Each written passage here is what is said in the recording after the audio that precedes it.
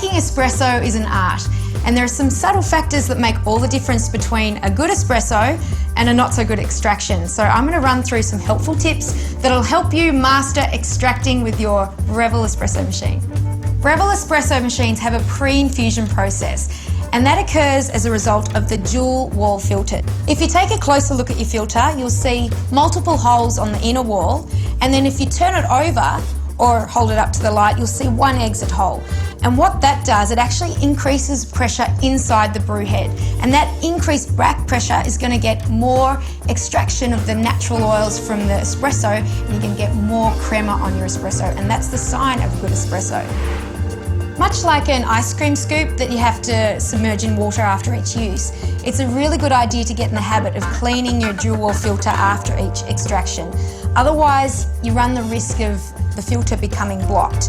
So I'm going to run through some helpful tips of looking after your dual wall filter. First things first, use the correct espresso grind. So the best way to do that is to actually feel it. If you grind it too fine, it comes much like flour or powder. So what that's going to do inside the filter, it'll trap the water and it won't be able to pass through the brew head.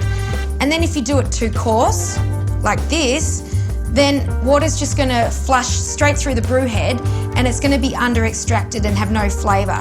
So the best consistency is to have a sand-like granular consistency, which will stay in your fingers, but it's still going to have that granulated result.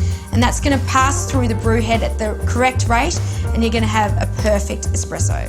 Getting the right tamp is also important. So simply level out a scoop and then use your tamping side and just do a light tamp down. And then just get rid of any excess grounds, and then you're ready to brew. Straight after extraction, you may notice that your puck is wet and soppy, but this is completely normal and as a result of the dual wall filter, because there hasn't been enough time for the water to drip through the filter. So it's a really good habit to get into, to actually clean your filter and your shower head after each use. So simply clean it out and then just wipe it down with a damp cloth. And then just put it on like you'd normally do if you're extracting an espresso, and just let the water flush out any residual espresso from the shower head and the filter, like so.